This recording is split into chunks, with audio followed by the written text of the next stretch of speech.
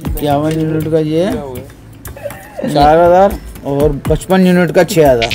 4 unit बनने से 2000 रुपये बढ़ रहे हैं। ये पागल हो चुके हैं, ये अपनी मर्जी से बिल फेंक रहे हैं।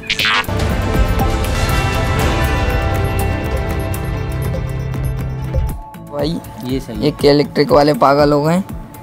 78 यूनिट के 7298 रुपये और यहाँ हमने पेड करने 7700 रुपये।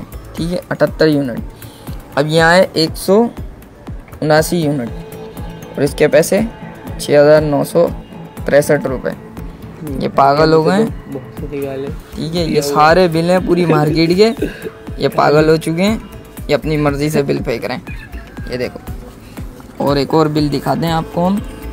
ये रहा 51 यूनिट का बिल। 51 यूनिट का बिल 4000 कुछ 1650 रुपये बिल है और 4000। अच्छा, 4 यूनिट बनने से 2000 रुपये बढ़ रहे हैं। 55 यूनिट का बिल।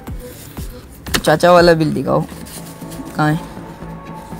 अबे इसकी 36 चाचा वाला ये है ना, ये है चाचा वाला। 27 यूनिट का बिल है भाई, 3676 रुपये और भरने कितने? 4060 रुपये।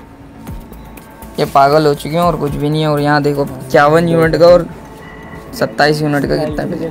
51 यूनिट का ये 4000 और 55 यूनिट का 6000। ये देखो, एक ही जगह का, एक ही मार्केट का, कोई लगे हुए बिल भी नहीं है।